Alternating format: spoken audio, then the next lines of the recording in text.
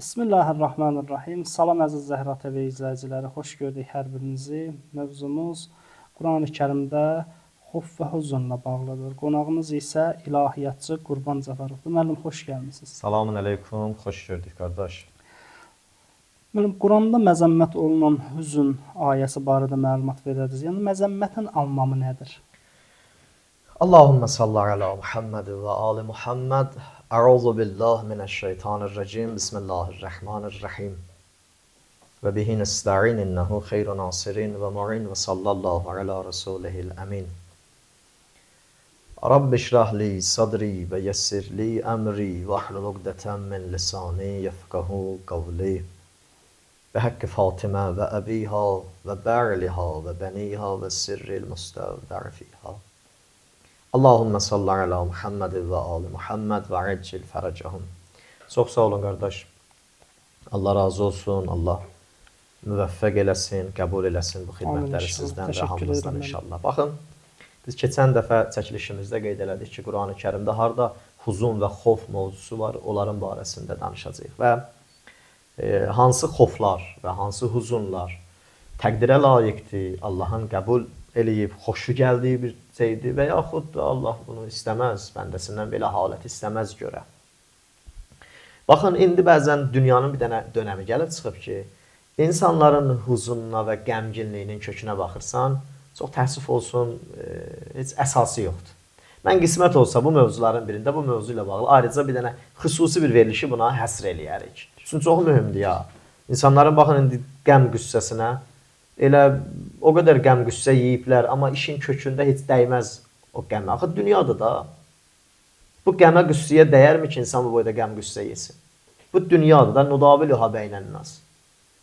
Bu insanların arasında belə də çərx eləyəcək. Bir gün biri qalib olacaq, bir gün biri məğlub olacaq, bir gün birinin imkanı olacaq, bir gün olmayacaq, bir gün çətin gün olacaq, bir gün rahat gün olacaq. Axı dünyadır da. Bunun xasiyyəti budur, buna görə dəyməz yəni. İnsan dünyada bu qədər qəm yiyir. Allah o qəmləri qəbul eləmir. Çünki əgər iman və etiqad varsa, Allah hər şeyə qadir olan Allahdır. Allah hər şeyə qüdrəti çatan Allahdır. Allah hər şeyi hikmət əsasında insanlara verir. İnsan bu şeylərə iman gətirəndə rahat olur. Ki, işim yoxdur. Bunlar bir mövzudur ki, qismət ola biz bu barədə danışarıq. Baxın, istəyərdim bu mövzuda biz bir dənə ayə ki, Al-İmran surəsində bəhs eləyir.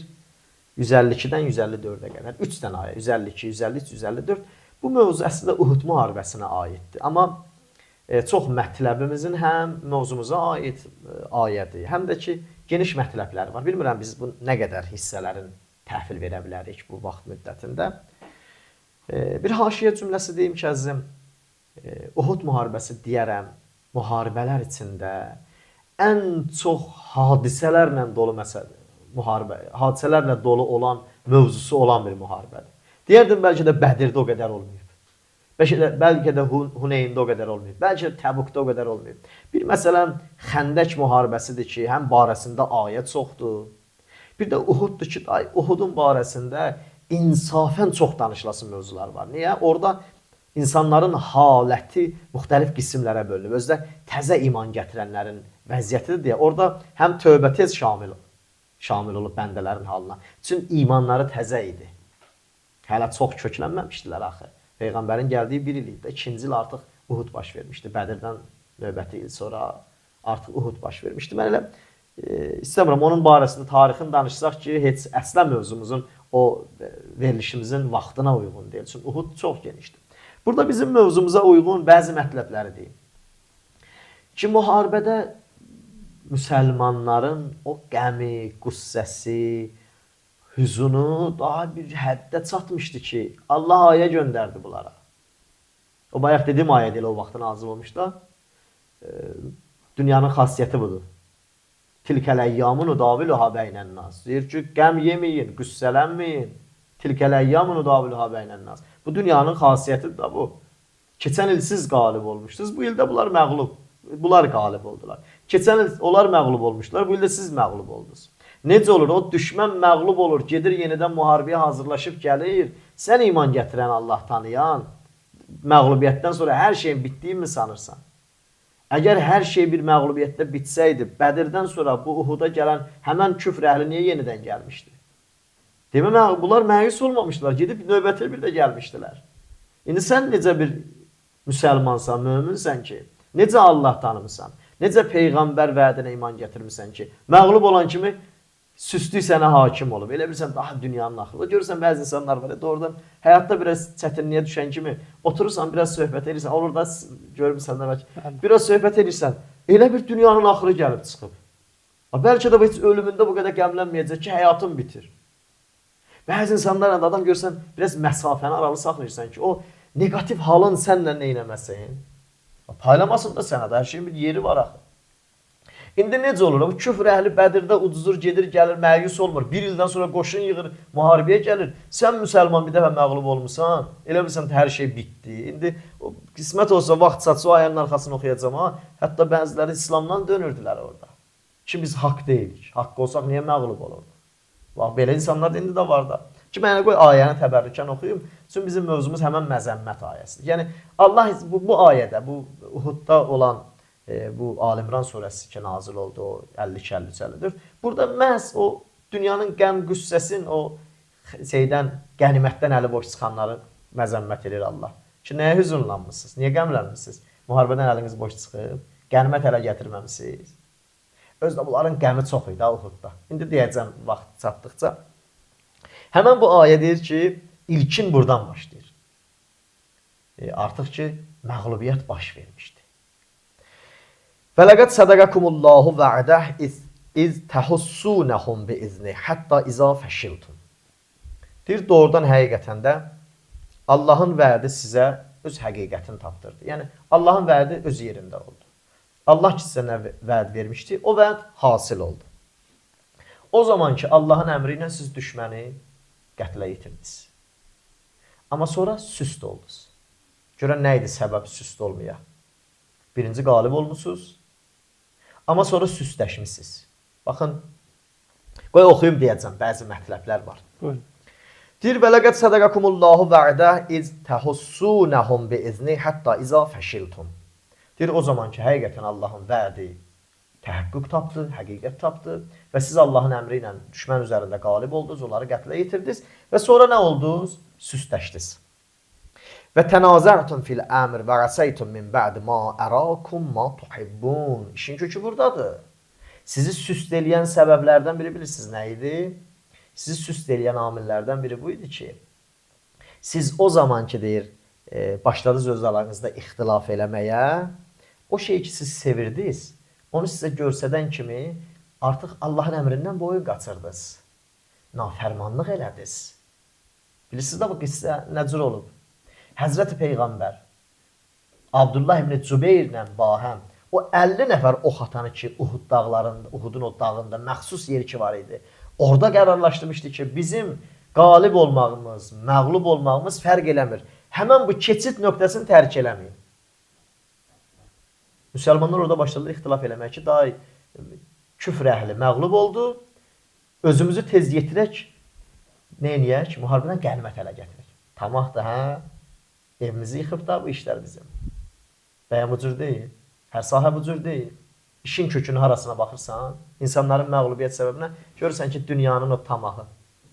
Biraz nəfsini saxlasaydı, özü də rahat olardı, cəmiyyəti də. Biraz ki, tamahı saxlaya bilmir, aləm dəyər bir-birinə. Deyir, orada başladınız nə eləməyə? İxtilaf eləməyə. Və başladınız siz o şeylər ki, sevirsiniz, o sizə göstərilən kimi daha Allahın hökmü yaddan çıxdı. Çünki Peyğəmbər ki, sizə demişdi oranı tərk eləməyin, hər iki cəhətdə. Əsas strateji nöqtə idi ya ora. Necə ki, Peyğəmbəri gəldilər, Peyğəmbər ümmətin, həmən müsəlmanları o yolla məğlub elədilər. Arxadan kök keçiddə Abdullah ibn Cübeyr ki, şəhid oldu, tək qalmışdı bir neçə nəfərlə, qalan hamısı getmişdi qənimət arxasınca. Şəhid olandan sonra arxadan Peyğəmbərə hücum elədilər, nə elədilər? Müsəlmanları məğlub elədilər. Baxın, süstlüyün səbəbi nə idi? Sizin qənimətə olan tamahınız. Ayə bunu göstərir ki, həqiqətən insanların o dünya malına olan məhəbbəti insafən onları qəm qüssədə saxlayır. Görürsən, o daim gecə-gündüz varidat fikirləşən adamlar var. Cah cəlal, əlim bir şeyə çatsın, belə heç vaxt rahat yaşaya bilmirlər. Həzrət Əli əleyhissalam deyir ki, belə adamların Allah yuxusunu da əllərindən alır. Rahat yuxu da yatmırlar bunlar. Nə olardı bu fikri başından at, rahat yaşa da. Rahat xəyalla yaşa da. Həzrət Peyğəmbər buyurur, istəsiz rahatçılıq tapasınız. Dünyanın bütün nemətlərinin, şirinliyin, acıya döndərən bir amil var, o da ölümdür. Onu çox xatırlayın. Görəcəksiniz, çox rahat olursunuz. Həqiqətən o cürdür ya. Bəzən görürsən, nemətlər insanı əhatə eləyir. O qədər şirinlik insanı məst eləyir. Bir dəfə insan eləyə bilir orada ölümü fikirləşə ki, məni bir gün bu karivana qoşacaqlar, məni bir gün bu qafiliyə qoşacaqlar və məni də həmsəfər eləyəcəklər o gedənlərlə. Görürsən, doğrudan dünyanın o şirinliyi bir zəhərə dönür. Amma qəlb rahat olur. Ki, bağlanmayasan ha buna, nigaran olmayasan ha buna. Yəni, bağlandıqca gərginliyin çoxalacaq. İnsanların bəzi hüzunları bu ayənin məntiqinə əsasən. O bağlandıqları şey ki var, dünyanı o qədər başlayırlar sevməyə, cah-cəlalı, hər neymət olsun, hər şeyin. Görürsən, adam var, insafən ona nə qədər Allahın dinindən danışasan ki, qardaş, sən bir gün öləcəksən, sənin həyatın bitəcək, biz də bu yolun yolcusuyuq, filan kəs, eləmə bu şeyi, bu qədər adam dünya düşünməz belə. Görərsən, nə qədər danışarsan, təsiri olmaz. Çünki onun qəlbin artıq o şeylər çox əhatə edib. Orada başqa şeyə boşluq qoymayıb, sən orada söz deyəsən, təsir eləyər. Qəlb çönəndən sonra, o dəyişəndən sonra insafən o cür olur. Haqq sözü deyəndə çalışar eşitməyə. Mən adam görmüşəm ki, onun yanında, məsələn, Allahdan, Peyğəmbərdən danışanda, deyir, mövzunu dəyiş. Qəlbi nigaran olur. Hətta eşitmək belə bunu nigaran edib. Gör, qəlb nə ilə əhatə olunur? Bunların bu tamah hissi, bunları məhv elədi da. Sonra gəldilər, nə elədilər? Deyir, o şeylər ki, sizə göstərdilər. Yəni, o gördüyünüz, o sevdiyiniz şeylərin arxasınca düşdünüz. Daha sizin üçün maraqlı olmadı Allahın əmri. Minkum mən yuridud dünya və minkum mən yuridul axirə. Baxın, buranı deyir. Deyir, sizdən bir qrup dünya istəyirdi. Abdullah ibn Cübeyr kimi. Axirət istəyirdi bu. Döyüşdü, mərdi-mərdanə şəhid oldu. Baxın, 14 əsrdir keçib. Uhudda məğlub olanların heç birinin adı bizim yadımızda qalmayıb. Hə? O tamahın arxasınca gedənlərin heç biri şücaətən düşmədi tarixə. Barəsində rəhmət oxunmadı. Amma Abdullah ibn Cübeyr orada tamahın saxladı. Orada bir şəhadətin şərbətini içdi. 14 əsr keçib üstündən. Heç nə qohumluğumuz var. Nəsə bir əlaqəmiz var. Yox. Amma biz bugün görürsən verilişimizdə Abdullah ibn Cübeyrin adını çəkirik ki, şəhadət şərbətini içib. Peyğəmbərin sözünə qulaq asıb o nə eləməyib? Dağı tərk eləməyib. Baxın, bir dənə də buradan nümunə çıxardaq deyək da. Bəzən insanlar kütlənin çoxluğuna allanıb səhv yollara getməsinlər. Abdullah ibn Cübeyr bir neçə adamdan qaldı. Amma Peyğəmbərin o haqq sözü onu orada tək də qalsa saxladı. O kütlənin çoxuna, o sayın çoxluğuna nə eləyib? Allanıb getmədi ki, hamı gedir, mən də gərək bu yolun yolcusu olam. Xeyr, insan həqiqətdə tək də qalsa gərək qala. Əleyhissalamın barəsində deyir də Peyğəmbər. Özəsəyə deyir, Əbazərə deyir. Deyir, Əbazər, məndən sonra o fitnələr ki, baş verəcək, görsən bütün dünya, bütün dünyanın əhli, hamısı bir tərəfə gedir. Amma oğlum Əli bir tərəfə, sən onun arxasınca get. Yəni, kütlənin çoxluğu heç vaxt səni allatmasın, ha? Dünya bugün bu vəziyyətlər ki, dünyada kütlənin çoxu azğın bir yola addım atıb. Həqiqətən, Allahdan ayrılıblar, düşüblər bir dənə nəfslərin arxasınca hər cinayət eləyirlər. Amma sayları da çoxdur. Baxın. Və minkum mən yuridu dünya. Ayə deyir, sizdən bir qrupunuz dünya istəyirdiniz. Ona görə nə eləmişdiniz? Peyğəmbərin sözünü tərk eləmişdiniz, düşmüşsünüz onu da azə. Və minkum mən yuridul axirə. Sizdən bir qrup da axirətin təmənnasında idilər. Dediyimiz kimi Abdullah ibn Cübeyr kimi. Tərk eləmədi oranı. Ta şəhadət şərbətini içdi. Niyə Peyğəmbər demişdi oranı tərk eləməyin? Summa saragakum anhum liyabtaliyakum. Bax indi o iki siz qalib olmuşdunuz. Müsəlmanlar qalib olmuşdunuz. Sizin o tamah həvəsiniz nə elədi? Sizə imkan vermədi. İmkan vermədi ki, qalasınız orada. Sonra gəldi həmən o qalibiyyətiniz məğlubiyyətlə dəyişdi. Düzdür? Məğlubiyyətə dəyişdi. Deyir, amma Allah istədi ki, liyabtaliyakum. Elə bununla sizi bir tərbiyə eləyə. Sizə öyrədə ki, bundan sonra gələcəkdə nə eləməyəsiniz? Bu işləri görməyəsiniz. Və ləqad ğəfəənkum vallahu zu fəzlin aləl müminin. Allah sizi nə elədi? Orada həqiqətən bağışladı və Allah möminlərə fəzlin lütf eləyəndir. Kərəmin əta eləyəndir möminlər üçün. Yəni bunların bağışlanmağından da Allah söz açır. Amma bunların o məğlubiyyətini deyir ki, yəni siz öz başına olmadınız ki. Həzrət Peyğəmbər dedi ki, İləyyə ibadəllah, fə inni rəsulullah. Baxa, bir Həzrət Peyğəmbər dedi ki, mənə tərəf qaydın. Müsəlmanlar, mənə tərəf qaydın. Fə inni rəsulullah. Mən Allahın rəsuluyam ha. Amma baxmırdılar ki, Peyğəmbərə. Qoy bu ayəni da oxuyum, sonra sualınız varsa deyim inşallah. Deyir ki, İz tus'idunə və la təlvunə alə əhədin və rəsul yəd'ukum fi uxrakum. Bunu deyir ki, siz o zaman ki deyir, o yada salın o zamanı ki deyir, o dağın başı ilə gedirdiniz. Peyğəmbər sizi çağırırdı, çönüb heç arxaya baxmırdınız. Elə bir formada qənimət arxasınca gedirdiniz. Bəziləri də qaçırdı. Məğlubiyyətdən sonraki qaçırdı. Peyğəmbər dedi, İləyyə ibadəllah, fə inni rəsulullah. Qaçmayın, mənə tərəf qaydın, ay müsəlmanlar. Mən Allahın rəsuluyam, qaçmayın, mənə tərəf qaydın. Ayə deyir, siz heç çönüb arxaya baxmırdınız ki, arxadakilərin halətinə vəziyyətdədir. Yəni sizi o qədər, qəlbiniz o qədər artıq o Allahın hökmün əhatəsindən çıxmışdı ki, siz heç çönüb arxaya da baxmırdınız. Qənimətin də arxasınca gedəndə heç arxaya baxmadınız, Peyğəmbərin sözünü unutdunuz. Elə müharibədə müsəlmanlar məğlub olanda, hətta Peyğəmbərin o şayəsi ki, yayılmışdı ya, Peyğəmbər şəhid olub, daha da arxaya baxmadı. O bir nəfər can verən halda deyirdi ki, niyə mən Allahın dinindən dönməliyəm? Peyğəmbər dünyasını dəyişib. Peyğəmbər deyək ki, ölüb. Bəyən Peyğəmbərin Allahı da yoxa çıxır.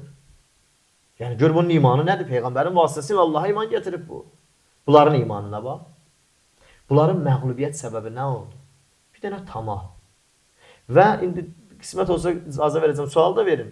Yəni, olmasın da, tək mən danışmayayım da verəcəm. Hə? O sualdan sonra, məsələn, müsəlmanların qəm üstünə qəm gəlməsi də var idi.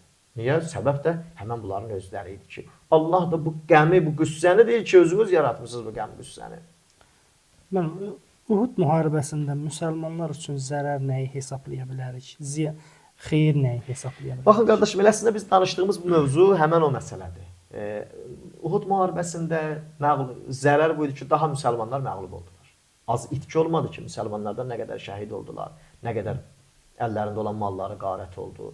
Eyni halda, məsələn, müsəlmanlar üçün zərər buydu ki, artıq küfr əhli daha da cürətləndi müharibəyə. Bir dəfə ki, qalib oldular, növbəti müharibələrə nə elədilər? Hərisləşdilər. Yəni, artıq o bizdə deyirlər, filan kəsin ağzında şirə qaldı. Var da bizim bu cümlələrimizdə. Bunların bir növ ağzında şirə qaldı ki, yəni biz qalib ola bilərik. Bu müsəlman, onların nə idi? Onlar üçün bir dənə xeyr idi müşriklər üçün, Məkkənin müşrikləri üçün. Müsəlmanlar üçün faydası buydu ki, məğlubiyyətin içində Allah bir ibrət verdi bunlara. Bunlara bir dərs verdi. Ki, bir də nə badə siz dünya üçün çalışasınız. Əgər dünya üçün çalışsanız, mütləq məğlub olacaqsınız. Bunun xeyri bu idi. Məğlubiyyətin içində Allah böyük xeyir qərar vermişdi. Gələcəkdə insan tərbiyəsində ən böyük amil nə idi? Əgər insanın tamahı, o nəfsani istəklərinə bir riayət eləməsə, kontrol eləməsə özünə bir kontrolluq qoymasa, bu hadisə görsədir ki, müsəlman daim məğlub olacaq. İbrəti budur ki, Allah bir Uhud müharibəsinin içindəki məğlubiyyətlə bütün dünya müsəlmanlara bir ibrət dərsi qoyub. Məğlubiyyətin kökün qoyub. Ki, hər kəs bu cür yanaşsa məsələyə məğlub olacaq. Bunun faydası buydu da, baxın, o bayaqki ayənin arxası da bu da. Deyir, fəəsəbəkum ğəmmən biğəmmin. Bunlar ki, bu işi gördülər, Peyğəmbəri qoydular, qaçdılar. Fəəsəbəkum ğəmmin biğəmmin. Deyir, qəm üstünə qəm onlara nazil oldu. Baxa, bu qəmin heç biri bəyənilmir, ha? Bu qəmin heç birini Allah tərif eləmir, ha? Fəəsəbəkum ğəmmin biğəmmin, bir sənə də qəm üstünə qəm gəldi. Kədər üstünə kədər gəldi. Şair ayıldı, Peyğəmbər şəhid olub. Bunlar məğlub oldular, uduzdular. Mədiniyə qaydına nə deyəcəklər? Tamahların arxasınca getdilər, bu qədər işləri məhv elədilər. Allahın hökmündən çıxdılar. Nə? Deyir ki, fəəsəbəkum ğəmmin biğəmmin. Qəm üstünə qəm, nigarançılıq üstünə nigarançılıq gəldi. İbrətdir da, Allah deyir müsəlmanda 14 əsr bundan qabaq bu hadisəni törədən müsəlmanın Yaradan, şəraiti yaradan müsəlmanın əli ilə sənə bir ibrət dərsi verdim ki, gələcəkdə müsəlman fəəsabəkum qəmmin bi qəmmin hadisə sənin başında cəm olmasın. Və bu qəmini də qəbul eləməyəcək Allah. Bu qəmi sən tamahından yaratmısan da. Niyə qənimətin tamahından bu cür olmuşdur? Hətta bunların qəminin biri nə idi? Əllərində bilsən nə qədər vəsail var idi ki, düşməndən ələ keçirəcəkdilər, keçirə bilmədilər.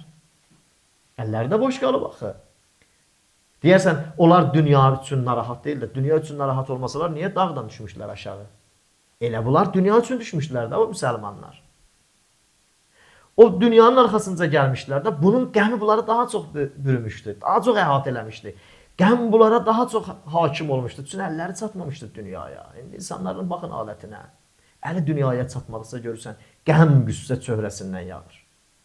Elə bir qəmgin, elə bir, bizə deyirlər, elə bir dünya uçub altında qalıb. Kişi nədir məsələ? Heç nə, əlinə məsələn bir dünya neyməti çatmayıb. لِكَيْلَ تَحْزَنُوا عَلَى مَا فَاتَكُمْ وَلَا مَا أَصَابَكُمْ. Allah deyir ki, o zaman bu buna görə idi ki, daha o dünyada əlinizə yetişməyənlərə görə qəmgin olmayasınız və o şey müsibət ki, sizə yetişib, ona görə nigaran olmayasınız. Yəni keçdi daha, ötdü daha. Vallahu xəbirun bima tə'melun. Allah sizin əməllərinizdən xəbərdardır. Xəbəri var, nə əməl görmüsünüz. Amma dayı bu iş getdi, müharibədə qənimət ələ gətirmədiniz, fovta getdi məsələ, məğlub oldunuz. Buna görə nigaran olub, qəm yeməyəsiniz, daha qutardı bu iş. Yəni bu, belə də düşkünlükdə qalmaqla nəyə çatacaqsınız? Heç özünüzə zərər eləyəsiniz da. Yəni daha da o məsələ ötdü keçdi. Amma Peyğəmbər neynədi? Müsəlmanların hamısına təsəlli verdi. Və başladı müsəlmanlara bir növ təskinlik verməyə və gələcəklə bağlı Peyğəmbər onlara yenə qələbə vədləri verdi. Bəziləri demişlər ki, Peyğəmbərin vədi niyə düz çıxmadı? Ki, əgər düz idi, biz qalib olmadıq. Ayə deyir ki, qalib idizə, məğlubiyyəti sonra siz yaratmışsınız. O istəklərinizin arxasınca getməyə görə. Əgər Allahın istəyinin arxasınca getsəydiniz, necə ki o hissəyə qədər Allahın istəyinin arxasınca getmişdiniz, qalib idiniz. O yerdə ki Allahın istəyi dayandı, öz istəkləriniz meydana gəldi, orada məğlub oldunuz. İbrətin biri budur ki, Allahın istəyi ilə yaşamaq insanı həmişə qalib eləyir. Öz istəklərini Allahın istəyindən qabağa keçirmək həmişə səni məğlub eləyəcək. Uhud müharibəsi bunun ibrət nöqtələrindən biri də budur. Allahın istəklərinin arxasınca getdiniz, Allahın vədi təhəqqüq tapdı, həqiqət tapdı. Orada ki Allahın istəyi qaldı, öz istəyiniz meydana gəldi, məğlub oldunuz. İnsan istəklərində həmişə məğlubdur. Allahın istəklərində həmişə qalibdir insan. Hətta orada şəhadət şərbətini içsə də ki, o qalib olub. Summa anzala aleykum min ba'dil ghammi əmanətən. Baxın, bundan sonra, bu qəm qüssədən sonra Uhud günündə Allah sizin qəlbinizə neynədir? Yəni qəlbinizə bir rahatçılıq bəxş elədi. Peyğəmbər bunlara dedi ki, narahat olmayasınız. Allah sizi əfv elədi, günahlarınızı bağışladı. Yəni bu işlər bir də baş verməsin, amma Peyğəmbər bunları rahatlaşdırdı. Baxın, o gecə ki var idi, o həmən müharibənin gecəsi, möminlər artıq Peyğəmbərə, o tövbə eləyənlər rahat oldular. İnsan bir hadisə başına gələndə, bir məsələ olanda, əgər həqiqətən xalis tövbə eləsə, daha o hadisələrin hamısını unudur. Kənardan olan sözləri, məsələləri hamısını unudur. Bir Allahla münasibət qurur, rahat olur. Elə ki, insan tövbə eləmədi, başlayacaq həmişə o hadisəni qaynatmağa. Başlayacaq həmişə o hadisənin altın qalamağa, bizdə deyirlər. İstəyər o hadisə daim gündəmdə qalsın. Gedər, gələr, narahat olar, nigaran olar. Niyə? Çünki hələ tövbə eləməyib o məsələdən. Baxın, indi burasını da oxuyum. Nuasən yəşə taifətən minkum və taifətun qad əhəmməthum ənfusuhum. Bir qrup həmən gecə o yüngül bir yuxuya getdilər. Rahat oldular ki, daha Peyğəmbər dedi. Allah sizin tövbələrinizi qəbul edib, narahat olmayasınız, nigaran olmayasınız. Aram qəlbinə yatdılar. Bir qrupda yata bilmədilər. Onlar münafiq idilər. Peyğəmbərin o vədini iman gətirməmişdilər, narahat idilər. Amma möminlər ki, tövbə eləmişdilər. Allah onların qəminin arxasınca onlara bir əmniyyət bəxş eləmişdi, rahatçılıq. Bunlar deyir, baxın, nuasən yəşə taifətən minkum. Onlar bir yüngül yuxuya getdilər, yəni rahat yatdılar. Və taifətun qad əhəmməthum ənfusuhum. Amma bir qrup bu fikir can hayındaydı. Fikir bunları götürmüşdü, yata bilmirdilər. Çünki qəlb Peyğəmbərin sözü ilə uyğunlaşmayıb. Qəlb Peyğəmbərin sözü ilə bağdaşlıq eləməyib. Diqqət edirsən. Çünki iki hissəyə necə böldü ayə burada. Hadisə baş verəndə tövbəkar adamlar rahat olarlar. Ki, Allah, mən tövbə elədim. İnsan nə düşünür, düşünsün. Amma tövbə eləməyən adam həmişə nigaran qalır məsələsindən. Bunlar başladılar, istəyirəm ayəni sona çatdıram ha. Buyurun, Ki, bunlar başladılar, Yazunnunə billahi qeyrəl haqqi zənnəl cahiliyyə. Bunlar başladılar Allah barəsində cahillərin zənni kimi, o cəhalət dönəmindəki zənn kimi başladılar pis zənnlərə qapılmağa. Yəqulun həllənə minəl əmri min şeyin. Görəsən biz bir də qalib olacağıq. Baxın, möminlərin sözü deyildi ya bu. Ürəyi aram olan adamların sözü deyildi. Bunlar başladılar, deyir ki, Yazunnunə billahi qeyrəl haqqi zənnəl cahiliyyə. Deyir, o cahiliyyət dönəminin zənnləri kimi, o cahillərin zənnləri kimi bunlar başladılar Allaha pis gümanlar, qeyri-həq gümanlar eləməyə. Və yəquluna həllənə minəl əmrin min şeyin. Dedilər, görəsən biz bir də qalib olacağıq. Çoxdur ya bu mətləbin içində danışılacaq mövzular. Görəsən biz bir də qalib olacağıq. Allah bunlara Peyğəmbərə dedi ki, cavab ver. Qul innəl əmrə kulləhu lillah. De, işlərin hamısı Allah üçündür. Allaha məxsusdur. Yəni Allah sizə siz bir də qalib olacaqsınız. Nə bu düşüncədə düşmüsünüz buna? Yuxfuna fi anfusihim ma la yubduna lak. Bunlar bəziləri qəlbində artıq İslamdan dönmüşdülər, açıb deyə bilmirdilər ki, küfrün cərgəsində olacaqlar. Amma daxilən elə orada dönmüşdülər. Bir məğlubiyyət bax, bir tamah insanı gətirdi hansı cərgəyə çıxartdı. O küfrün cərgəsində, amma daxildə idi, açıb deyə bilmirdilər. Açıb desələr ki, artıq küfrün cərgəsindədirlər, axı iman sərhəddindən çıxırlar, deyə bilmirdilər. Yəqulun ləv kanə lənə minəl əmri şeyun ma qutilna hahuna. Bax, gümanın pisliyinə bax. Gör, hara gəlib çıxıblar bunlar. Dedilər ki, əgər doğrudan da biz düz yoldayıqsa, haqq isə, niyə qalib olmadıq? Biz öldürüldük bəzilərimiz. Gətirirsən, gör, hara gəlib çıxıblar bunlar. Qul ləv kuntum fi buyutikum ləbərəzəl-ləzīnə kutibə aleyhimul qətlu ilə məzaci'ihim. Bu ayənin də bir bəzi mətləblərin deyimdə qalmasın. Buyurun. Deyir ki, bunlar deyir ki, axı biz əgər haqq olsaydıq, niyə ölürdük? İnsan bəzən elə düşünür ki, haqq meydanında getdi, şəhid oldusa, bu haqq olsa, bunların gümanına bax, əgər haqq idilərsə, niyə öldük biz? Ayə bunlara cavab verir ki, onlar evlərində, yataqlarında da olsa, ölüm ki, onlar üçün qərarlaşıb öləcəklər. Sən niyə ölümü məğlubiyyət hesab edirsən? Ölüm onların bugün vaxtına yazılıb. Deyir, evlərinizdə də olsa, əgər ölüm onlar üçün qərarlaşıbsa, öləcəklər. Müharibə meydanında ölüb deyirsən, yəni biz məğlubuqsa, bizdən ölənlər varsa, demə biz düz yolda deyilik. Zaten o həmən vaxt, həmən saat, həmən an, həmən dəqiqə, onun üçün ölüm yazılıb. Məkanın Allah dəyişib bura yox, ora. Bu ayə deyir ki, əgər sizin ölüm vaxtınızda qərarlaşıbsa, evinizdə də olsa öləcəksiniz, nə müharibə meydanında. Yəni, insan bu cür düşünür ki, bəzən biz ölmüşüksə falan, ya nəsə bir zərər dəyibsə, demə biz düz yolda deyil də, bunların bax küframiz sözləri ilə. Allah hər tərəfdən bunların nə edirdi? Fikirlərin çəkildi.